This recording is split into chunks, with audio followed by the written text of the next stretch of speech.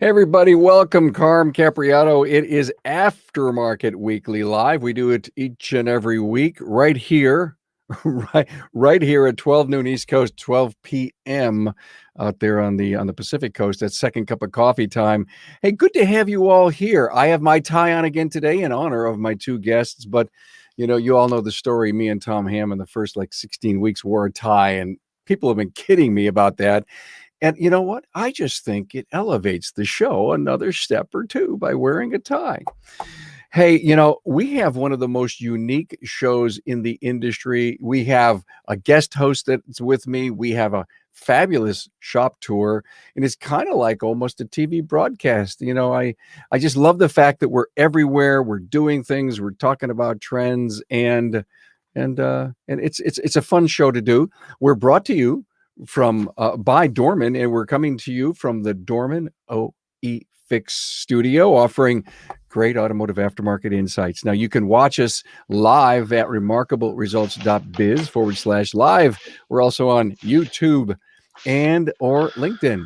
Hey, I want to introduce my guest host, Judy Haglin and Kenny Wedo. Hey, Kenny. Hi, Judy. Hi. Good morning. Good to have you here, everyone. You talk about fun. We're going to go out to Erie, Colorado, and see a great shop tour of a brand new place, actually, that's been remodeled and relived in. And Judy, you're not too far from Erie in your home base in Boulder. Mm-hmm. How Absolutely. cool is that? It's very cool. Except, Kenny, I drive by your shop every day to go home. I live in Erie. And actually, I'm just going to share, I was on the town board and I approved the project that your building stands on. Oh, interesting. I didn't know that. Oh, yeah. I did. That's good. It is. Wow. Thank you very much for approving that. Absolutely. Small town. That's Gotta right. love it.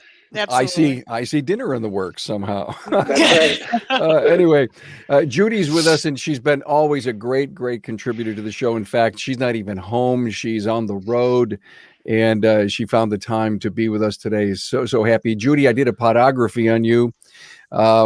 Some of the things that we've worked on together, husband and wife partners making it work. Love that one episode we did, localizing national training. And one of my most favorite ever episodes was when the leading ladies was at Apex.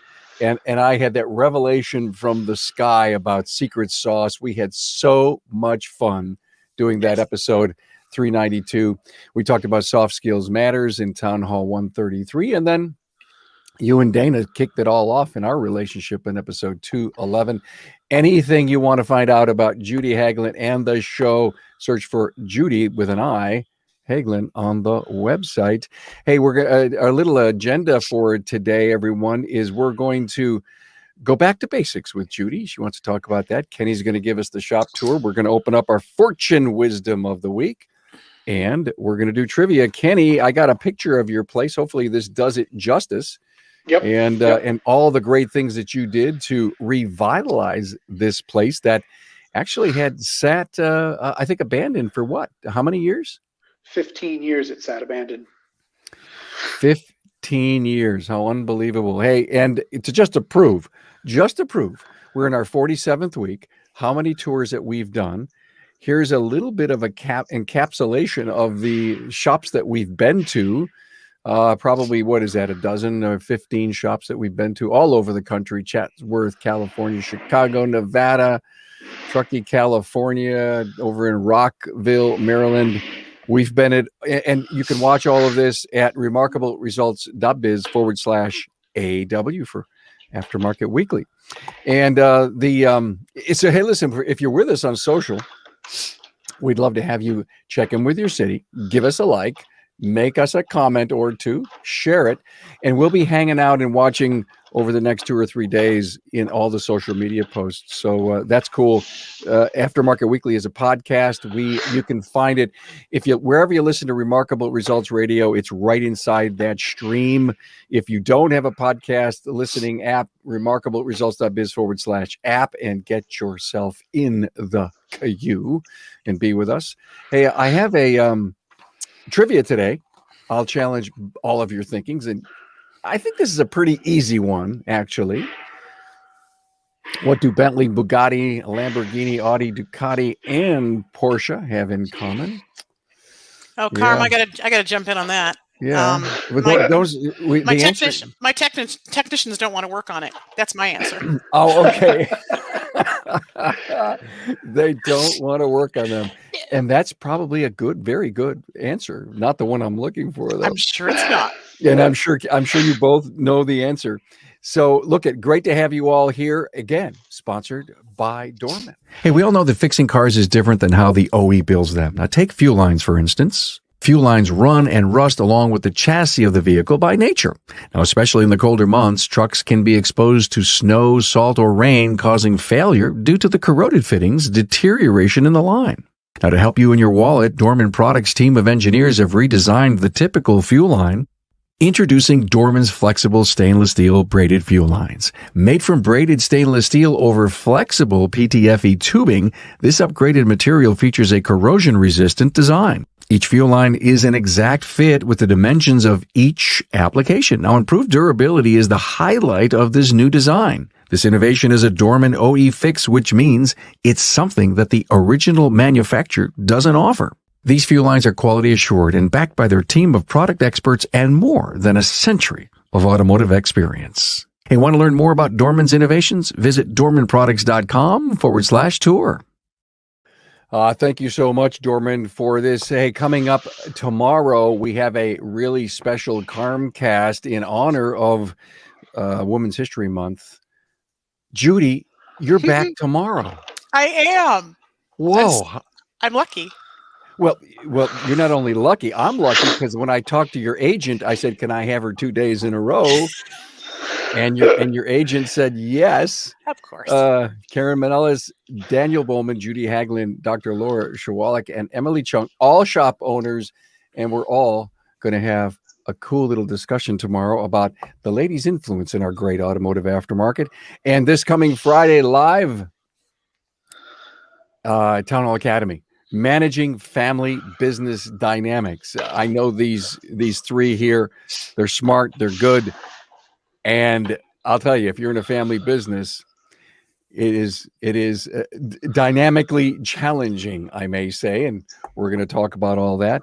Well, Judy, it's time for getting back to basics with you. I'd love to have you start us up a great little dialogue.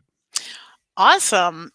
Well, as we've gone through COVID for the last year and now continuing on, and we kept on saying, okay, the next 6 months and the next 6 months, we really did go back to basics. And I'm assuming most everybody did do that. They really had to go back to relationships, talking with your customers, making it all happen and making them feel special and connected. So we had in last year, we just had a huge back to basics thing. We did phone calls, we ramped up our thank you phone calls, we ramped up our thank you notes, our communications, we did text blasts. We did really all of that and we reached out to a lot of our older customers or customers that had issues and said, hey, can we help? So I'm assuming that everybody in the world out there did that same thing. And as we've moved forward this year, we've added some new things, technology items, and I'm hearing a lot of people out in the industry that are adding, whether it's digital inspections, upgrading their DVIs, incorporating new point of sale systems, changing how we're connecting with our customers. And I want to talk a little bit about that. As we went through, as this year, we just went through changing to a new point of sale system. Yep.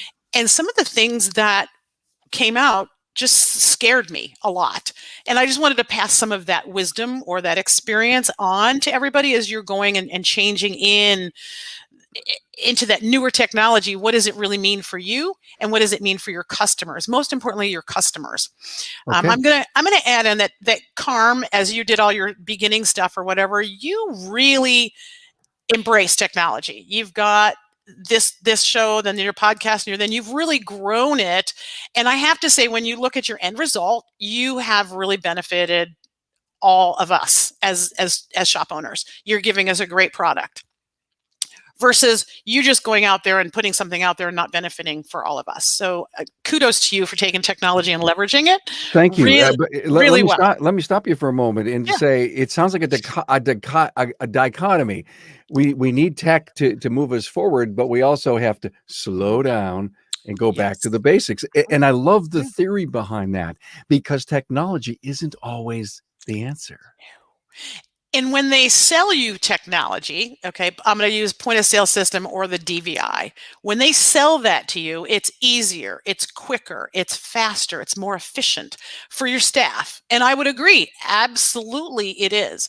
But one of the things that I found when we switched to this new point of sale system was that I think their brains fell out a little bit of, well, we always did it this way, and now we're doing it this way, so we don't have to do the old way. And I'm thinking of some of those old ways as like, for me, source marketing and tracking is huge. It tells me how much money I can spend on future promos and campaigns and what brings people in. Do I spend more money on Google? What's my average RO on it? And they just quit doing it, even though it's in the system. And I went, whoa, whoa, whoa, whoa, let's go back to where we were. That's a basic fundamental, so to speak, for Hagelin Automotive. And it should be for everybody out there. So don't forget some of those things. The other one that I found, which was very interesting, is that it has where you can have your vendors, and you have like 4 or 5, however many you set up, and you can choose, which ones to look at. So if you're looking for a water pump for a Chevy, it gives you the different vendors and what it is and their prices and everything. And I'm going, oh, okay, this is going to be interesting. Well, what I've found out is that they just click and then go, and they're not really thinking through what are we really putting on the car, and then really taking that time, because they focused on one vendor before, and now we've got 4 to choose from. That's a paradigm shift for your shop. But Judy, doesn't that, I love what you said, because I've always had this question. Doesn't the owner drive the loyalty of the part, knowing that you have, you participate in their programs, for example, and Right. you have certain volume areas to meet. You like this quality, you like that quality. Doesn't the owner drive that decision? Yes, they do. You still have first call, but and this is a total tidbit of away from back to basics. We're finding, I don't know if everybody else is, that we're having parts issues getting parts now because of the lag with COVID. And our general vendor, who was our first call, has not had some of the products and things that we're working on, whereas another vendor has a different system of stocking parts. They have there in our area and region, it's very regionalized. They're having more of those parts. So we're buying more from a secondary vendor, which is like, it really is, as you say, an owner driven thing. But it's also, there's that mix of, we want to go here on the first call because of that relationship and the programs and everything else like that.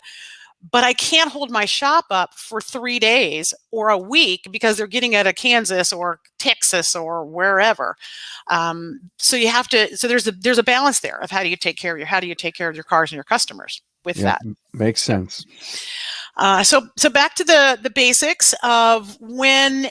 Then also, as you change systems and you change, let's say your digital inspection, and you go from paper to DVI, because a lot of people are still doing that, or you're changing to another platform of a DVI because it's integrated into your shop management system, or you just want to have something better, more robust, a bigger change, you have an employee change, and you change because they're familiar with it, and it's a better product, it's easier, it's all those things that I talked about at the beginning. Make sure you have that, I call it muscle memory on all of your procedures. So literally, muscle memory is, it's funny, my muscle memory and my habits in the morning are different than my husband's. I get up and brush my teeth, then I take a shower, he takes a shower, then brushes his teeth. I can't take a shower without brushing my teeth, don't know, but it's muscle memory for me. I get up, I brush my teeth, I jump in the shower. Muscle memory is you do the DVI, you take your 4 corners, you do this, then you take your pictures, and you have X amount of pictures. Don't let those SOPs change. You have to change them some, but don't change who you are and what you are to your customers is, I think, the most importantly. And I had a service writer a while ago, and actually she's the 3rd best salesperson in Mercedes in the nation, Ashley Auto. Great gal. And she would put in some procedures. I'm going, Ashley, we can't do that because it really doesn't work for the customer. We're here to serve the customer and not flip it around. So I want everybody to really look through, if I'm going to add the DVI, what does that look like? So right now in our new system, they can do the inspection, they can send it up front, they make the sub-estimates, they can send it to the customer, they can see when the customer sees it, and then the customer can actually click on all the things that they want, authorize it, send it back, voila, we're done. It's a great selling point, right? Cuts all kinds of time. But what did we lose? What did you lose? You lost that customer relationship and that one-to-one. You lose the education on maintenance. Who's doing your maintenance? We lost that piece. And it was funny. One of the one criteria I said is we have to get our maintenance program down to education to the customers, get it down, muscle memory, before we even think about changing to a new management software system. We changed it over, and guess what? Maintenance, I went, what happened to maintenance last week? And they went, oh,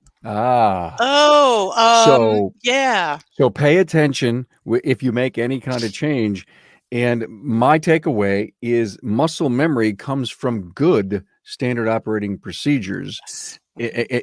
Because if not, if you have 5 employees, you'll have 5 different muscle memories like you and Dana have. Exactly. And muscle memory is, I mean, it's like checking in the car. You have to get all the data to check in the car. And if you have it down, you have it down pat, you got to learn a new routine. But it's that muscle memory of getting all the information so that when you go to order parts, you're ordering the correct brake rotors for a Tahoe that's not a police car versus a police car, which we just did. So it's this was great. You and I could go on for an hour on getting back to basics, but I think you drove a great topic for all of us in the industry to think about. And remember that just because you make a change doesn't mean that you're going to continue along the way. You may have to rethink and reinvent. And again, I love the idea, if you've got strong operating procedures, review them before you make a change so that they carry forward. That's your point. Exactly. Don't forget what you do and who you serve. And thanks so much. Appreciate it. I know you're traveling and you're taking the time to be with us. Hey, every episode of the show is archived on Aftermarket Weekly. Actually, it's on remarkableresults.biz on the Aftermarket Weekly page. You can watch all the shows and listen to every podcast. And hey, guys, would you like to find out what your trivia is? Our great wise wisdom piece of trivia for the week is? Are you ready? By the way, this is my lunch. Let's see what it looks like here. We usually come up with some really good ones. Here it is. Constant grinding can turn an iron rod into a needle. Yeah, that's my personality. Yeah. Constant grinding can turn an iron rod into a needle. Yep. Okay, Judy. No doubt. Getting back to basics. That was just perfectly picked for that. Hey, what's going on this week? Today, Eric Henley came on and he shared how he works 4 days a week. Shop's open 5, but Eric's open 4. A great guy and a great story, and a lot more stuff just besides the work week. And Kevin Eckler was with us last Friday. I'm telling you, you got to listen to this one. You owe yourself a listen to this very personal story from Kevin Eckler. I don't want to give away the punchline, but this is a very, very from the heart interview with Kevin. A really great fan of the show. And we released the podcast last Thursday. Have you started your apprentice program? I am so big on apprenticing. You've got to listen to this. If you're close to having an apprentice program, I would hope that this is going to push you over the line. Kenny, are you ready? I'm ready.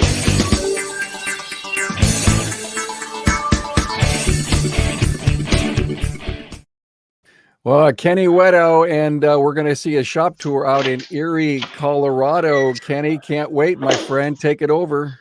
Yeah, so let me reverse my camera here, and then sure, I can no show problem. you guys and talk. And while you're doing that, we'll remind everyone that Judy drives by Kenny's place every day to and from work. And a little history on your building, it was the tire store before that. And Right. the manager that worked there, I actually worked and helped train him. Oh, And then Great he, American Tire. yep, and then he went to start his own business. So Oh, that nice. was kind of exciting, and they didn't last very long there. And we've been driving by it for 15 years, obviously empty, going, Right. woohoo! Somebody finally did something, and to find All out that right. it was a neighbor was awesome. How So cool. Yeah. congratulations. Thank you. So let me see here. I'll talk as we walk. So this is kind of going from the shop into our front area here. This is our front lobby. So we have 4 customer service stations. And I'll show Very you nice. real quick. Did you recently add the floor then, Kenny? Yeah, it's all brand new. All the background there. And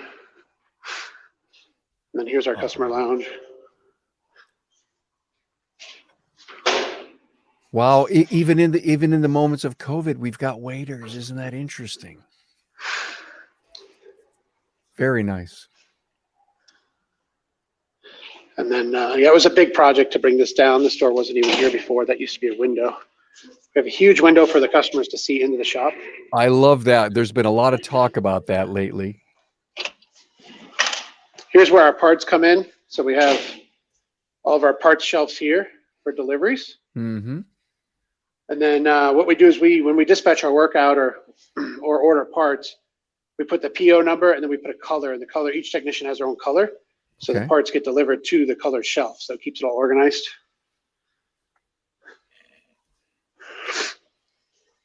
Over in this room here, this used to be a manager's office, the old one, when it was the other business, but now it's our inventory room, oils and things of that nature.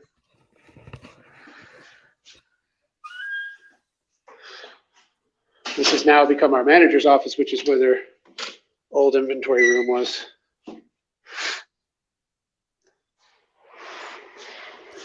Very nice. Very updated, very clean, very organized. So currently in the shop, we have 6 two-post lifts. We have room for 2 more in the back. In the very back there used to be a big tire cage. We removed all of that. And so we have future expansion. There was 2, I don't know if you guys can see on the camera, but there was 2 lube bays here and here. You can kind of see the outline there. Oh, yeah. And so we actually filled those in and put lifts above them. And we had to have an engineer come out and do drawings. And down in the basement, there's a bunch of supports and footers and all that kind of stuff down there for that supports. And what do you use the basement for then now, Kenny, if it's right not, now, it's just become storage. We still have the lube pits here. You can kind of see a little there, a little there. So we still have 2 more. Oh, Eventually we'll maybe go into the quick lube business, but for right now it's just storage. So got it. and then Are you doing all makes and models? We are. Try to stay away from the heavy duty truck stuff, but for the most part, yeah. And then this way you can get kind of an overview of the shop. Yep. So you can kind of see. Great picture. The shop Kenny, was in. Go ahead. Kenny, did you involve your people in, redesigning the place and putting in equipment? I did. I had multiple meetings, and for a month and a half, it took us to refurbish this whole building. I worked on site every day with my manager, and me and him kind of did the layout and everything else. So it was a lot of work. I have to tell you, a month and a half, Judy, sounds like 24 hours a day. Yes, and that building was like I said, it was vacant for 15 years. Wow. So he had the basics there with the doors, but what he did on the inside is great. I'm absolutely great. Yeah, it was a lot of work to get everything done. Stuff like the sign out front, street sign, hadn't lit in 15 years. And so the night that came on the first time after the electricians got done with it was pretty amazing. And yesterday we just got our oil system working. So, the oil we pumped out of the lines was 15 years old. It's just crazy stuff like that. So they literally just shut the doors and left all kinds of stuff in there. It was crazy. And up here we have, this is our employee lounge. So we even redid that as well. So we have weekly meetings up here every Monday morning. And, we go over some stuff here on our whiteboard. So talk about things that technicians need and whatnot. And this is your second store. This is. My other store is about about 8 miles south of here. Okay. And we just made 8 years in business. 8 years in business, your second store. Were all the garage doors having to be replaced, or were they all in good shape? They were all in mostly good shape. We still need to do the seals around the doors, but the doors were all in good shape. But we did the floors, all the lifts. What'd you put on the floors? We did like a 2-part epoxy, which I did in my other shop as well. And so hand mixed it. We ground all the floors and we cleaned them really well. And then we did the floors in kind of 2 stages, and it comes out pretty good. Makes a huge difference versus what was here. So.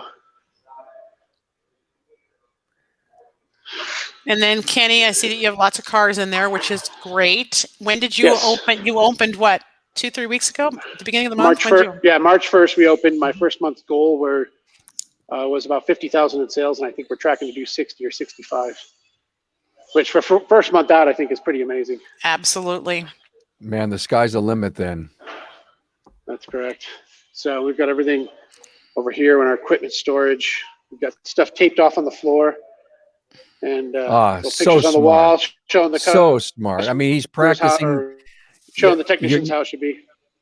You're practicing lean. Everything has a place. That's right. That's exactly what it is. Yep, that's exactly what it is. And every night when the guys go home, we do a shop walk around and make sure everything's put away. And we have a 5S board and all that stuff too as well.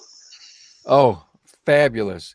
Nice. I mean, wow, we can't do enough about lean and efficiencies like that, and I bet you the team realizes how there may be a lot of pushback, but at the end of the day, you know exactly where every piece of equipment should be. And I don't know if you've ever heard about a Q-dip board, Carm. No, I haven't. Something that my manager has brought to the table. So we have front of the house, back of the house, and we have certain metrics we track. And then we put, if we have a customer complaint or something like that, daily car count and certain goals like that. So we track the stuff every day, red or green, whether we passed or failed. Nice. You see comebacks and all that stuff. So, and then here's our 5S board. So if we leave an oil drain bucket out one night, this will be red and stuff like that. So. Wow. And this is the modern shop. This is the embracement that owners have to take if you want to earn every dollar that you could possibly earn and satisfy the customer at the highest level. This is outside. So right across from us is a Dairy Queen that Judy goes to often, and supermarket. Yeah. Yeah. That's my Safeway. That's right. That's right. So it's a little windy out here. Well, Judy, I'm offering you a private tour someday. Yeah. Yes, so. It is awesome. We've been watching every step as he's been kind of going through it, and he's on a major road. 287 is awesome, and there's all kinds of building that's going around it. So good job. Excellent job. From what I understanding, is 37,000 cars a day drive past us. So, which I don't know how accurate that is or not, but always nice to hear a number like that, even if it's slightly off. It's a lot of cars. That's correct. Well, beautiful, beautiful job, Kenny. I can't tell you how much I appreciate the tour. And I guess we all could aspire to find a empty building like this, Judy, and do what Kenny did to grow your company. And hey, listen, we all know everyone is not everyone, but there's a lot of buzz about acquiring opportunities, stores in our industry. There's a lot of people looking to do that. We got some great people hanging out with us on social. Doug Olson, Mike Della Cruz. Hey, Mike. Mike says hi, Judy. And Scott Felser's with us. Good to have you. If there's any questions for my team here, let me know. Hey, let's put a bow on it for today. Let's go back to our trivia question. What do Bentley, Bugatti, Lamborghini, Audi, Ducati, and Porsche have in common? Well, I think you all probably know this answer. They're all owned by VW. In 2020, by the way, Volkswagen recorded an international sales figure over 9.3 million vehicles. However, guess who beat them? Toyota. Toyota's global sales stood at 9.5 versus VW's 9.3 million units, making Toyota number one and VW number two. And it's amazing when people stop and realize the size VW really is and all the brands that they own. Hey, next week, what are we doing next week, everyone? Carolyn Cocolette, Luscious Garage, San Francisco, California, CEO of Shopware, and Max McDonald from Chehalis, Washington is going to be with us, and we're going to get his shop tour. Thanks to Judy Haglin from Haglin Automotive, Boulder, Colorado, who's out in Michigan today. Michigan. Thanks for being here. And Judy's going to be with us tomorrow on a live Carmcast. And Ketty Wedow, Fine Tuned Auto in Erie, Colorado. Thanks for that Thank you very wonderful much. tour. Good to see you all. Thank you so much. And have a really, really good rest of the day, everyone. Thank you.